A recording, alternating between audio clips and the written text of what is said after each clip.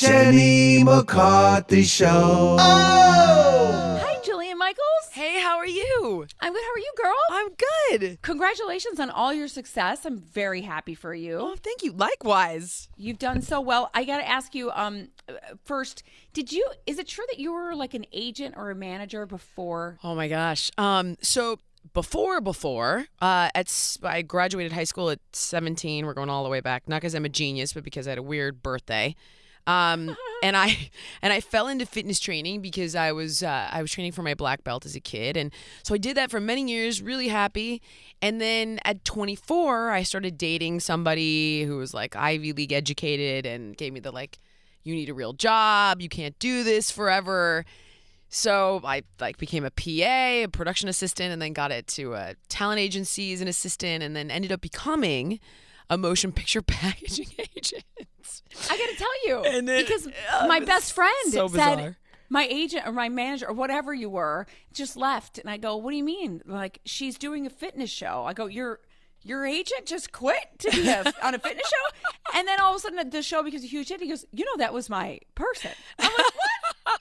It's so weird. It was like I ended up getting myself in a bit of like a political mess between these two agents, and was very successful in getting blackballed from the entertainment industry as an agent. I bet you were a badass as an agent. I was actually pretty good. I can't say I was happy, but I was very good at it. And then I ended up, I'm 27, I get fired in this kind of political mess at the agency, and I didn't know what I was going to do. So to pay my bills, I had to start training again. And then I woke up one morning at 28, and I was like, oh my God, I'm actually happy to go to work today. How'd I get so far afield from what I should have always been doing? And you get caught up in the shoulds of life. You do. And you forget about the things you really want. Right. And so then I got back into it at 28, and the rest is history. That's so great. It's like it goes to show you, like, every time something happens that's bad, you have to sometimes really look at it as just that window that's opening. You're absolutely right. Yeah. Absolutely. It's an opportunity for sure. Yes. So every firing, even a breakup, you're like, I'm never going to be the same. And then you're like, you meet the love of your life. I'm like, what was I crying about? Yeah. Yeah, that's so true. I have recently begun dating again this year, and I can't say that I missed it. No. And it has had its ups and downs. But as of late, I think maybe I've met somebody who seems lovely, and the fingers are crossed. But yeah, we're gonna get more into that. Not him, but just dating in general. But let's plug your book first, because I like to take care of business. 6 Keys Unlock Your Genetic Potential for Ageless Strength, Health, and Beauty. It's in bookstores tomorrow. Why 6 keys? Why not 5? It's actually a great question. So the 6 keys are the 6 hallmarks or body processes that incite aging. There's nothing in your genes that tells you to age or die. Nothing. So when I looked at it, it's like, well, why do we? Well, these 6 body processes go wrong. And that's what happens, right? You get gray hair, your skin falls apart, your organs start to fail. It's depressing as hell. Well, there are things we can do to make those 6 body processes work for us so that we look and feel great for years and years to come. But what are they? And there are certain books that kind of touched upon it in sweeping generalizations like the Blue Zones, but we took a really deep dive on this one, and there are 6. There's just no way around it, hence the term the 6 keys. And is this something that, let's say you've never dieted, you never worked out, you've eaten bad food, is it too late to repair some of those things, or is it never too late? It's never too late. 100% never too late. Do I recommend you catch it early? Sure, that would be ideal, because you've got to think about, well, what's happening, right? Why are we aging and dying? It's essentially a cumulative damage to those 6 keys. So first thing we want to do is stop that, right? And then in some instances, we can quite literally reverse it. You can add length to your telomeres, which protect your chromosomes. Like, not to get too scientific for you, but the answer is absolutely yes. You can literally turn back the clock on some of these keys. But the first thing we want to do is stop the damage. So at any point that you jump in, that's excellent. That's wonderful. Let's slow this down. Let's turn back the clock. But the sooner you do it, obviously, the better your results. In fact, scientists believe that the person living to 200 is alive right now. It's probably your kids, my kids, but Never, not us, most likely. Right. But the sooner you catch it, the better you're going to be. So let's talk about like anti-aging, wrinkles, strength, joint. I noticed, age 40, I started waking up going, oh my God, I'm like achy. Why am I waking up achy and in pain? What happens? God, that's fascinating. I just had this conversation. This is why I wrote the book. Like, I never wake up feeling like that. I'm 44. And in fact, like the other day, we locked ourselves out of our house and I had to like parkour that shit to get like over the fence, onto the roof, down to the thing, into the door. And I was like, I looked like a YouTube video of an 18-year-old like scaling the wall of my house. And I don't get injured when I jump and drop 11 feet. Like, why is that? Well, because I've been following these things for a really long time, right? So what happens is you've got these 6, I don't want to get too technical on you, but these 6 hallmarks. So you have your macromolecules, which is your cells, the health of your cells, your bone cells, your blood cells, all of that, right? What makes up your body? How healthy are your cells and how well are they duplicating themselves? That's a massive component to that. Inflammation. What's inflammation's job? If we didn't have inflammation, we couldn't get over the common cold. Right. And in fact, inflammation's job is to heal you from stress. But when stress becomes chronic, inflammation becomes chronic. And that's when that little army of like white blood cells that are looking for an enemy to fight, if they don't have an enemy to fight and it's chronically on guard, it goes after healthy tissue. Right. And that's when you start to get things like what you're talking about. Now gray hair and wrinkles, that's when your cells aren't duplicating properly anymore. So that's things like your telomeres and how your epigenome, I know these are crazy terms. I can make it simple in the book, but how your epigenome is telling your genes to express themselves now. So duplicate like this, don't do this, do that. When those processes get mixed up, you've got autoimmune issues, you start to get gray hair, skin loses its elasticity, and that's all that's good. But it can be like all of that, by the way, can absolutely be stopped and rebuilt and repaired. Like you realize that the oldest person to run a marathon, I have it in the book, I think was in their 80s and didn't start running until their 70s.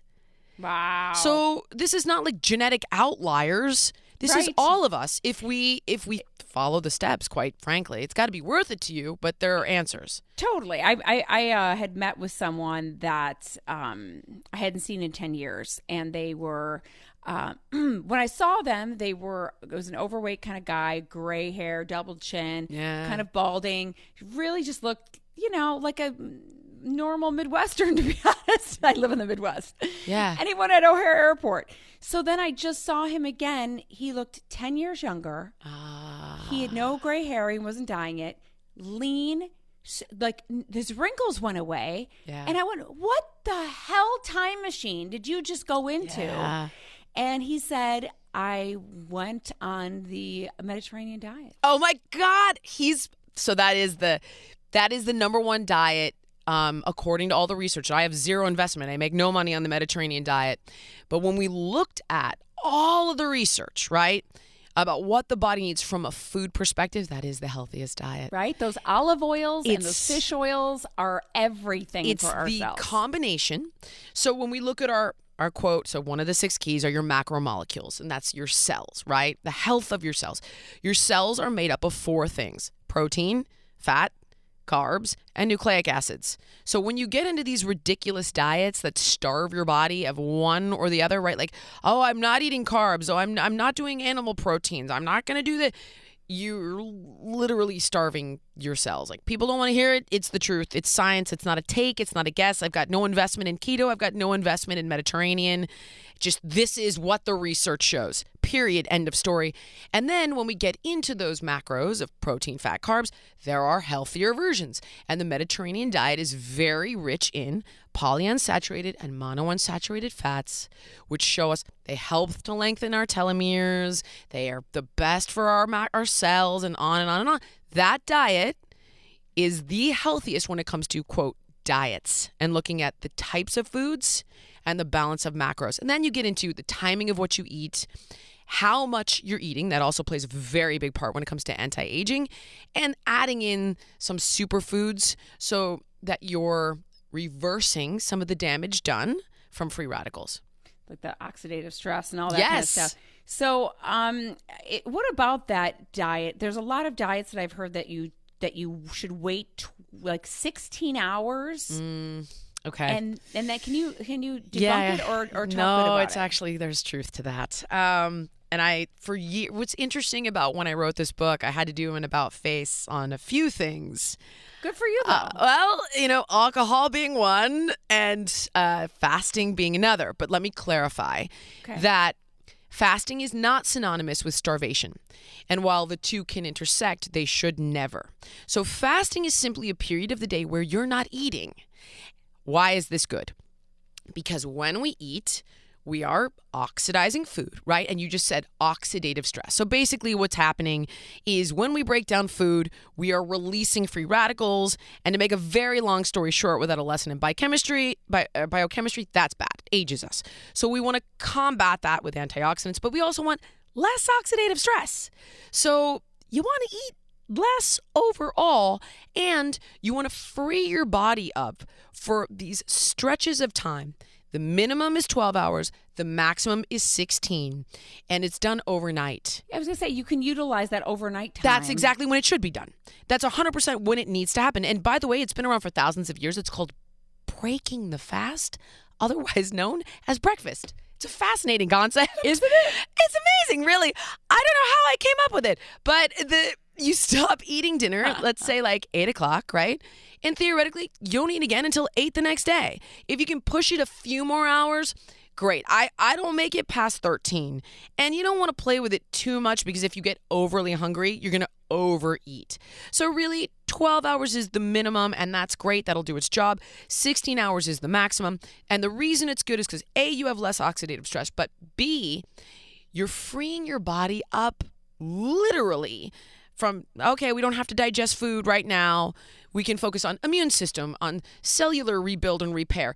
It allows your system to do all the other necessary housekeeping that it can't do when it's focused on constantly breaking down food. Because they said at nighttime, too, that's when the garbage trucks come. Yeah. In your body and they clean everything out. Yes, it's called autophagy. That's the name of that process, and it's when we cull dead cells. If you're constantly eating, and this, by the way, goes throughout the day, you don't want to eat throughout the day either. So every 3 to 4 hours. So breakfast, lunch, snack, dinner, fasting period till the next day. Because when your nutrient sensing pathways in the body sense that food is plentiful because you're constantly eating, even if you're not overeating, you're really inhibiting that body process of autophagy where we get rid of the old bad stuff, right? The garbage trucks don't come. Let's put it that way. Yep. And someone said to me too that because I'm one of those weird people that I'm starving before bedtime, and I will stay up all night if my stomach's not full. I'm like, I probably cried all night when I was a baby. So I'm like, damn it. I have to, as soon as I fill up my stomach, I can go to sleep. Right. Okay. But they said that you just got to kind of tough it out because your body will eventually get used to it. I would tell you the opposite. I would say, let's cheat this. So what I would recommend, and this is what I do because I'm the same. If I'm physically hungry, it doesn't go away. I'll just lay there and be like, I'm so physically uncomfortable and annoyed. And there are a few times that I can't get around it. But if I have a good healthy meal at night, right? And I eat well and I'm asleep within 4 hours of that, I'm okay. It's when you stretch that period too long, you're going to be hungry again. So when I'm up and I'm working and I have emails and it's 1:30 in the morning and I had dinner at 7, yeah, you're screwed. So the timing is important of when you have your last meal and when you go to bed. So try not to stay up beyond 4 hours past when you ate. And in addition, if that happens, keep a prebiotic fiber. So soluble and prebiotic. Yeah, but pre is what the good bacteria eat, right? So we want soluble and insoluble fiber, a mix of fiber. And then mix that stuff up, or you could take two capsules if it's too gross for you to drink. And what it does is it expands in your stomach, and that allows you to feel more physically comfortable and full and go to bed. It won't stop the garbage trucks from cleaning? No, it will not. It's what stops the garbage trucks from coming is when your body senses carbohydrates, or believe it or not, proteins. Interesting. So yeah, they're your nutrient sensing pathways, and so unless we are releasing certain hormones from those foods and triggering those nutrient sensing pathways, like, oh, okay, we've got food going on. So the fiber check will make you feel more full without triggering that. That's true. I never even thought about that. And it's just basically a cheat. It's such a good cheat that you'll help me. It's good sleep for at you. night. It's so you know all that fiber is excellent for the body, and it provides a really healthy environment. Helps your blood for sugar gut level flora. too during the day if you're feeling like low. Yeah. Jillian Michaels, you know what you're talking about, girl. You deserve to be where you are. You guys pick up her book because she knows what she's talking about. 6 Keys Unlock Your Genetic Potential for Ageless Strength, Health, and Beauty. It's in bookstores tomorrow. Come back anytime. Congratulations on anything. Thank you for that. I appreciate it. Have a great day. Really informative. Thank you. We'll be right back, guys. Jenny McCarthy Show. Oh!